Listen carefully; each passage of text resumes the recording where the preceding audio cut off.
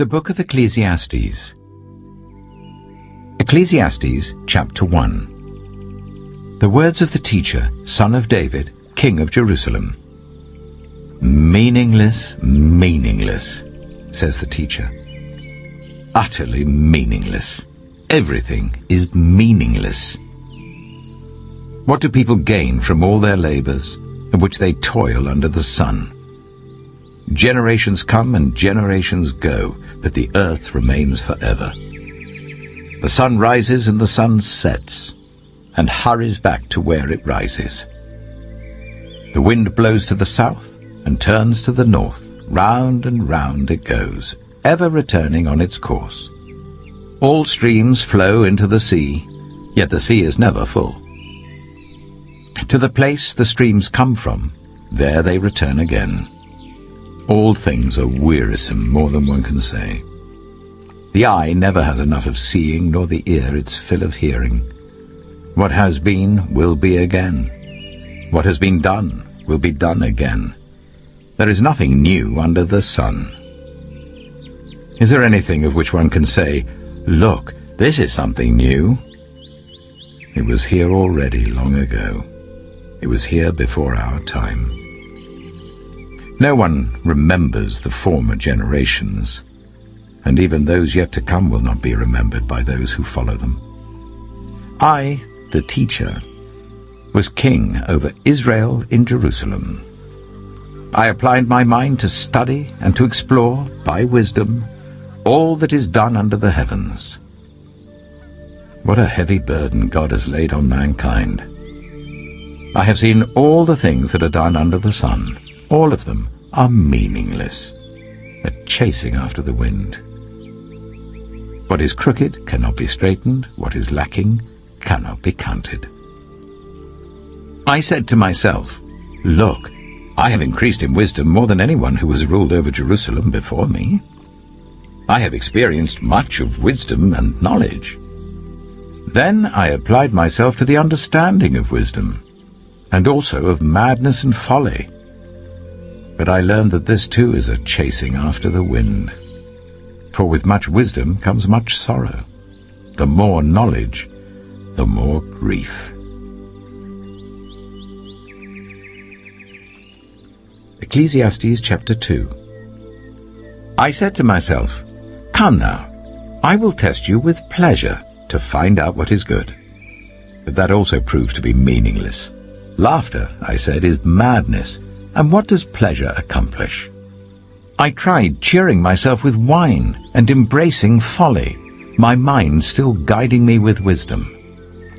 I wanted to see what was good for people to do under the heavens during the few days of their lives. I undertook great projects. I built houses for myself and planted vineyards. I made gardens and parks and planted all kinds of fruit trees in them. I made reservoirs to water groves of flourishing trees. I bought male and female slaves and had other slaves who were born in my house. I also owned more herds and flocks than anyone in Jerusalem before me. I amassed silver and gold for myself and the treasure of kings and provinces. I acquired male and female singers and a harem as well, the delights of a man's heart. I became greater by far than anyone in Jerusalem before me. In all this, my wisdom stayed with me. I denied myself nothing my eyes desired. I refused my heart no pleasure. My heart took delight in all my labor, and this was the reward for all my toil. Yet when I surveyed all that my hands had done and what I had toiled to achieve, everything was meaningless, a chasing after the wind. Nothing was gained under the sun. Then I turned my thoughts to consider wisdom, and also madness and folly. What more can the king's successor do than what has already been done? I saw that wisdom is better than folly, just as light is better than darkness. The wise have eyes in their heads, while the fool walks in the darkness. But I came to realize that the same fate overtakes them both. Then I said to myself, the fate of the fool will overtake me also. What then do I gain by being wise? I said to myself, this too is meaningless. For the wise, like the fool, will not be long remembered. The days have already come when both have been forgotten. Like the fool, the wise too must die. So I hated life, because the work that is done under the sun was grievous to me. All of it is meaningless, a chasing after the wind. I hated all the things I had toiled for under the sun, because I must leave them to the one who comes after me. And who knows whether that person will be wise or foolish? Yet they will have control over all the fruit of my toil, into which I have poured my effort and skill under the sun. This too is meaningless. So my heart began to despair over all my toilsome labor under the sun. For a person may labor with wisdom, knowledge, and skill, and then they must leave all they own to another who has not toiled for it. This too is meaningless and a great misfortune. What do people get for all the toil and anxious striving with which they labor under the sun? All their days their work is grief and pain. Even at night their minds do not rest. This too is meaningless. A person can do nothing better than to eat and drink and find satisfaction in their own toil. This too I see is from the hand of God, for without him who can eat or find enjoyment? To the person who pleases him, God gives wisdom, knowledge, and happiness, but to the sinner, he gives the task of gathering and storing up wealth to hand it over to the one who pleases God. This too is meaningless, a chasing after the wind. Ecclesiastes chapter 3. There is a time for everything, and a season for every activity under the heavens. A time to be born and a time to die. A time to plant and a time to uproot.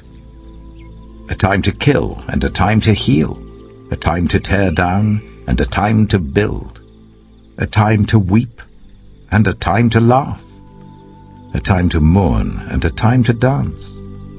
A time to scatter stones and a time to gather them. A time to embrace and a time to refrain from embracing. A time to search and a time to give up. A time to keep and a time to throw away.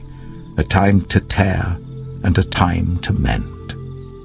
A time to be silent and a time to speak. A time to love and a time to hate. A time for war and a time for peace. What do workers gain from their toil? I have seen the burden God has laid on the human race.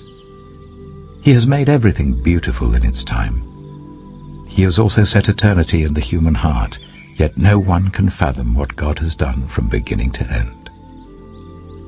I know that there is nothing better for people than to be happy and to do good while they live, that each of them may eat and drink and find satisfaction in all their toil. This is the gift of God.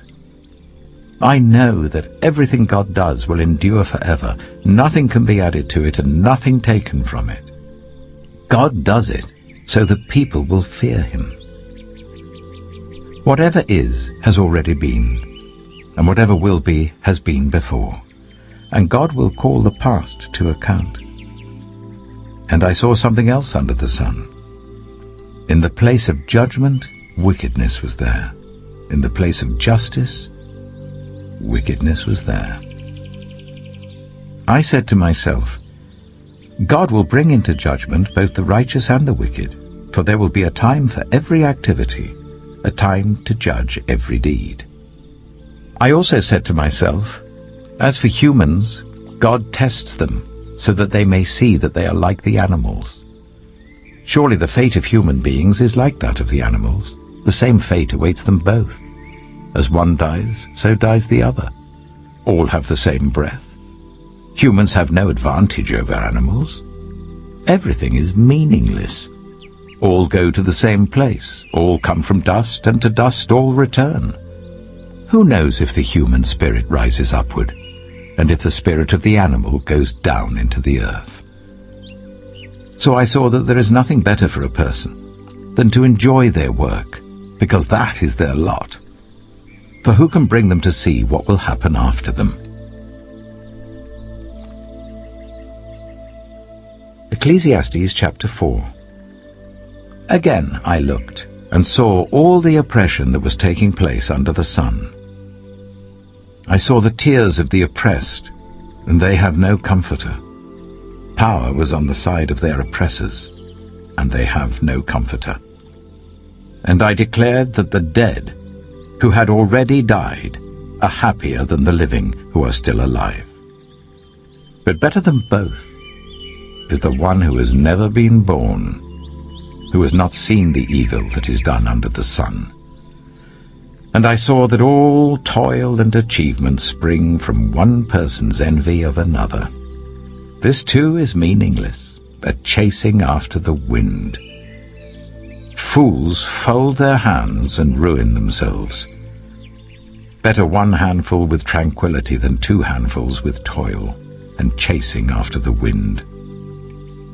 Again I saw something meaningless under the sun. There was a man all alone. He had neither son nor brother. There was no end to his toil, yet his eyes were not content with his wealth. For whom am I toiling, he asked, and why am I depriving myself of enjoyment? This too is meaningless, a miserable business. Two are better than one, because they have a good return for their labor. If either of them falls down, one can help the other up. But pity anyone who falls and has no one to help them up. Also, if two lie down together, they will keep warm. But how can one keep warm alone?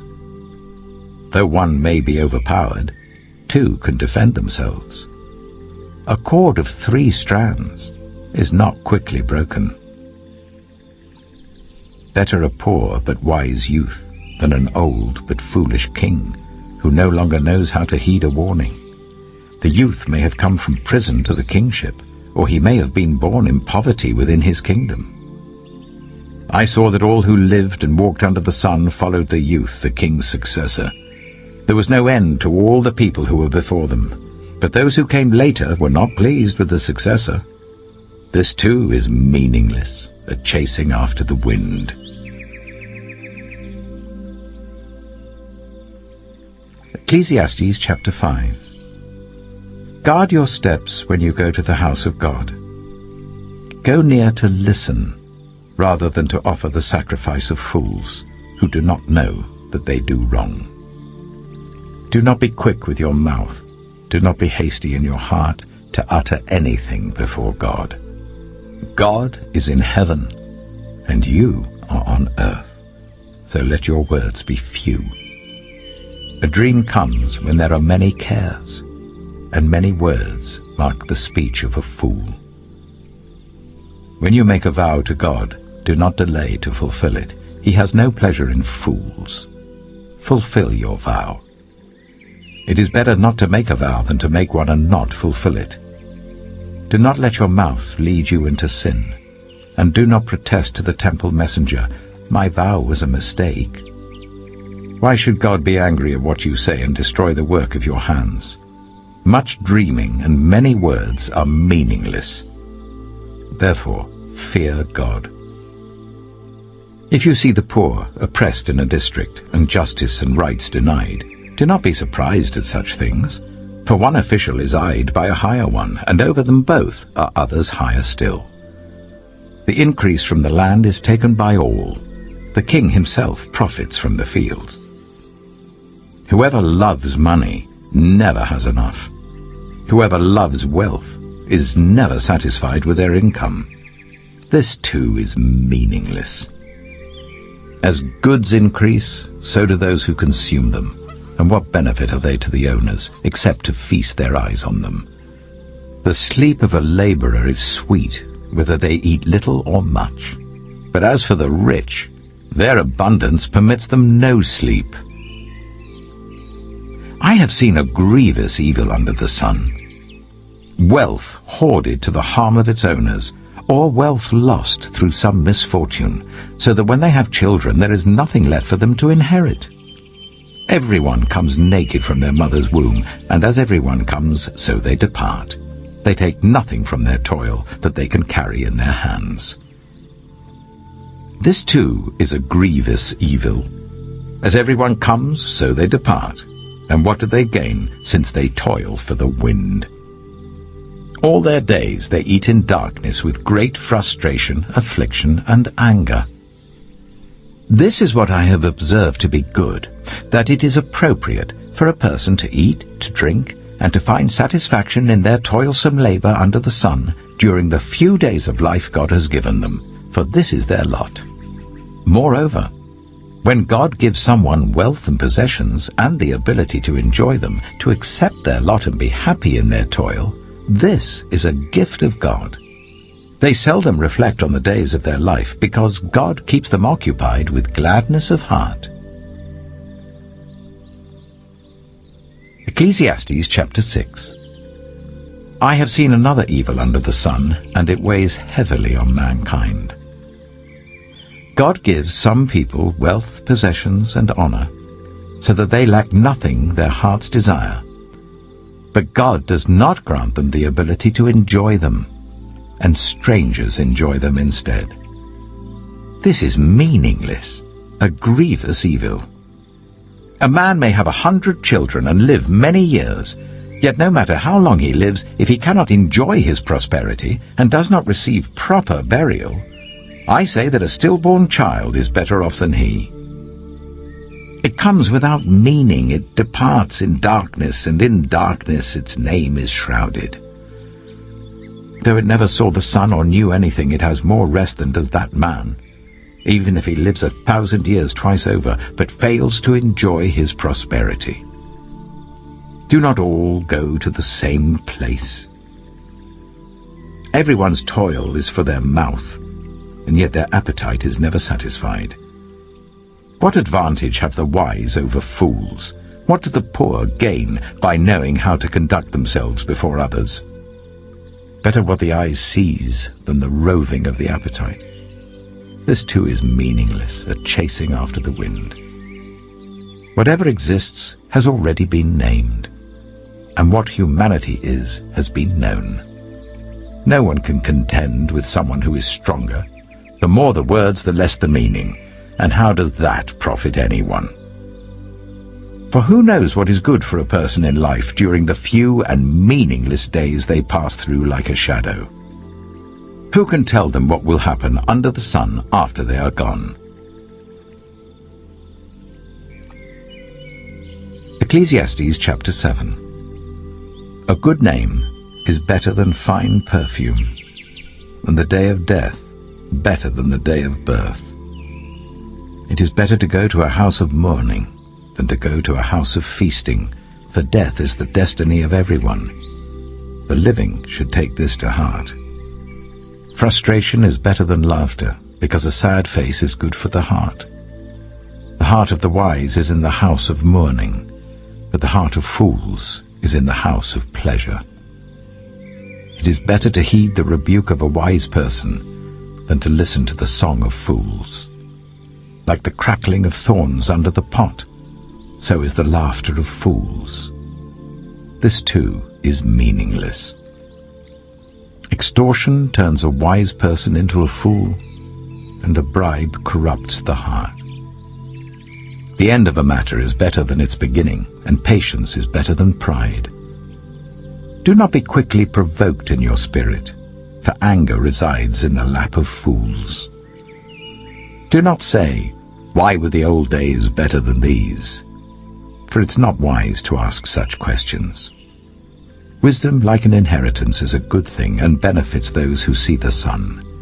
Wisdom is a shelter, as money is a shelter, but the advantage of knowledge is this: wisdom preserves those who have it. Consider what God has done. Who can straighten what he has made crooked? When times are good, be happy.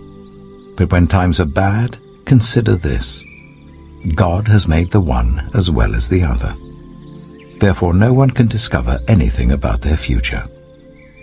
In this meaningless life of mine, I have seen both of these, the righteous perishing in their righteousness, and the wicked living long in their wickedness.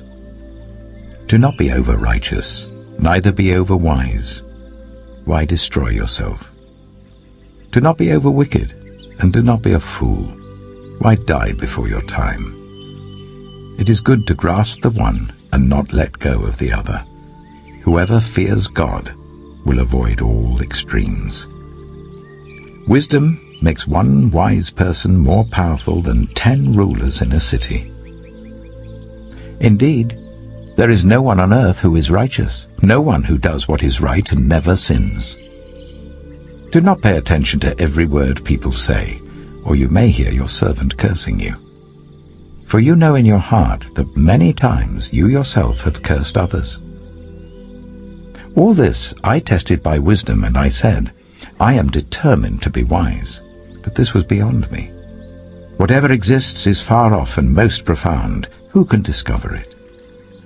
So I turned my mind to understand, to investigate, and to search out wisdom and the scheme of things, and to understand the stupidity of wickedness and the madness of folly. I find more bitter than death the woman who is a snare, whose heart is a trap and whose hands are chains. The man who pleases God will escape her, but the sinner she will ensnare. Look, says the teacher, this is what I have discovered. Adding one thing to another to discover the scheme of things, while I was still searching but not finding, I found one upright man among 1,000, but not one upright woman among them all. This only have I found. God created mankind upright, but they have gone in search of many schemes. Ecclesiastes chapter 8. Who is like the wise? Who knows the explanation of things? A person's wisdom brightens their face and changes its hard appearance. Obey the king's command, I say, because you took an oath before God. Do not be in a hurry to leave the king's presence. Do not stand up for a bad cause, for he will do whatever he pleases. Since a king's word is supreme, who can say to him, "What are you doing?" Whoever obeys his command will come to no harm, and the wise heart will know the proper time and procedure. For there is a proper time and procedure for every matter, though a person may be weighed down by misery. Since no one knows the future, who can tell someone else what is to come? As no one has power over the wind to contain it, so no one has power over the time of their death. As no one is discharged in time of war, so wickedness will not release those who practice it. All this I saw as I applied my mind to everything done under the sun. There is a time when a man lords it over others to his own hurt. Then too I saw the wicked buried, those who used to come and go from the holy place and receive praise in the city where they did this. This too is meaningless. When the sentence for a crime is not quickly carried out, people's hearts are filled with schemes to do wrong. Although a wicked person who commits 100 crimes may live a long time, I know that it will go better with those who fear God, who are reverent before him.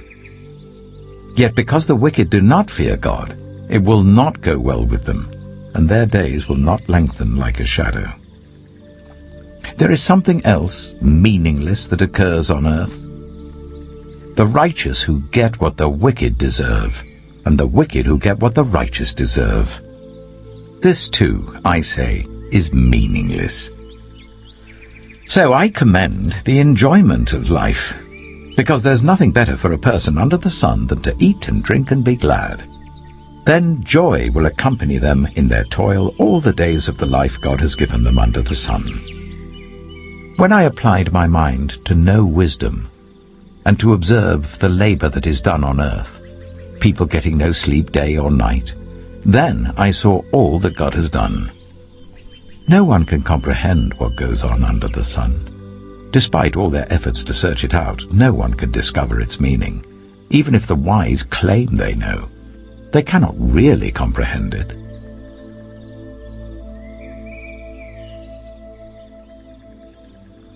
Ecclesiastes chapter 9. So I reflected on all this, and concluded that the righteous and the wise and what they do are in God's hands. But no one knows whether love or hate awaits them. All share a common destiny, the righteous and the wicked, the good and the bad, the clean and the unclean, those who offer sacrifices and those who do not. As it is with the good, so with the sinful. As it is with those who take oaths, so with those who are afraid to take them. This is the evil in everything that happens under the sun. The same destiny overtakes all. The hearts of people, moreover, are full of evil, and there is madness in their hearts while they live, and afterwards they join the dead. Anyone who is among the living has hope. Even a live dog is better off than a dead lion. For the living know that they will die, but the dead know nothing. They have no further reward, and even their name is forgotten. Their love, their hate, and their jealousy have long since vanished. Never again will they have a part in anything that happens under the sun. Go, eat your food with gladness, and drink your wine with a joyful heart, for God has already approved what you do. Always be clothed in white, and always anoint your head with oil. Enjoy life with your wife whom you love, all the days of this meaningless life that God has given you under the sun, all your meaningless days. For this is your lot in life, and in your toilsome labor under the sun. Whatever your hand finds to do, do it with all your might, for in the realm of the dead, where you're going, there is neither working, nor planning, nor knowledge, nor wisdom. I have seen something else under the sun. The race is not to the swift, or the battle to the strong. Nor does food come to the wise, or wealth to the brilliant, or favor to the learned. But time and chance happen to them all. Moreover, no one knows when their hour will come. As fish are caught in a cruel net, or birds are taken in a snare, so people are trapped by evil times that fall unexpectedly upon them. I also saw under the sun this example of wisdom that greatly impressed me. There was once a small city with only a few people in it, and a powerful king came against it, surrounded it, and built huge siege works against it. Now there lived in that city a man, poor but wise, and he saved the city by his wisdom. But nobody remembered that poor man. So I said, wisdom is better than strength. But the poor man's wisdom is despised, and his words are no longer heeded. The quiet words of the wise are more to be heeded than the shouts of a ruler of fools. Wisdom is better than weapons of war, but one sinner destroys much good. Ecclesiastes chapter 10. As dead flies give perfume a bad smell, so a little folly outweighs wisdom and honor. The heart of the wise inclines to the right, but the heart of the fool to the left. Even as fools walk along the road, they lack sense and show everyone how stupid they are. If a ruler's anger rises against you, do not leave your post. Calmness can lay great offenses to rest. There is an evil I have seen under the sun, the sort of error that arises from a ruler. Fools are put in many high positions, while the rich occupy the low ones. I have seen slaves on horseback, while princes go on foot like slaves. Whoever digs a pit may fall into it. Whoever breaks through a wall may be bitten by a snake. Whoever quarries stones may be injured by them. Whoever splits logs may be endangered by them. If the axe is dull and its edge unsharpened, more strength is needed, but skill will bring success. If a snake bites before it is charmed, the charmer receives no fee. Words from the mouth of the wise are gracious, but fools are consumed by their own lips. At the beginning their words are folly, at the end they are wicked madness, and fools multiply words. No one knows what is coming. Who can tell someone else what will happen after them? The toil of fools wearies them. They do not know the way to town. Woe to the land whose king was a servant and whose princes feast in the morning. Blessed is the land whose king is of noble birth, and whose princes eat at a proper time, for strength and not for drunkenness. Through laziness the rafters sag, because of idle hands the house leaks. A feast is made for laughter, wine makes life merry, and money is the answer for everything. Do not revile the king even in your thoughts, or curse the rich in your bedroom, because a bird in the sky may carry your words, and a bird on the wing may report what you say. Ecclesiastes chapter 11. Ship your grain across the sea. After many days you may receive a return. Invest in 7 ventures, yes, in 8. You do not know what disaster may come upon the land. If clouds are full of water, they pour rain on the earth. Whether a tree falls to the south or to the north, in the place where it falls, there it will lie. Whoever watches the wind will not plant. Whoever looks at the clouds will not reap. As you do not know the path of the wind or how the body is formed in a mother's womb, so you cannot understand the work of God, the maker of all things. Sow your seed in the morning, and at evening let your hands not be idle. For you do not know which will succeed, whether this or that, or whether both will do equally well. Light is sweet, and it pleases the eyes to see the sun. However many years anyone may live, let them enjoy them all. But let them remember the days of darkness, for there will be many. Everything to come is meaningless. You who are young, be happy while you are young, and let your heart give you joy in the days of your youth. Follow the ways of your heart, and whatever your eyes see. But know that for all these things God will bring you into judgment. So then, banish anxiety from your heart, and cast off the troubles of your body, for youth and vigor are meaningless. Ecclesiastes chapter 12. Remember your Creator in the days of your youth, before the days of trouble come, and the years approach when you will say, I find no pleasure in them. Before the sun and the light and the moon and the stars grow dark, and the clouds return after the rain, when the keepers of the house tremble and the strong men stoop, when the grinders cease because they are few, and those looking through the windows grow dim, when the doors to the street are closed and the sound of grinding fades, when people rise up at the sound of birds, but all their songs grow faint, when people are afraid of heights and of dangers in the streets, when the almond tree blossoms and the grasshopper drags itself along, and desire no longer is stirred. Then people go to their eternal home, and mourners go about the streets.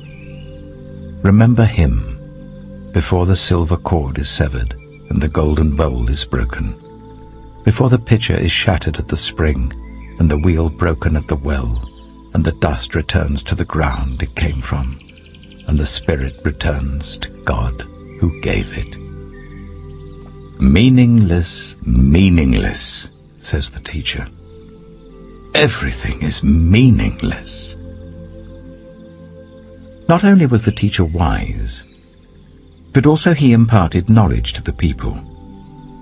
He pondered and searched out and set in order many proverbs. The teacher searched to find just the right words, and what he wrote was upright and true.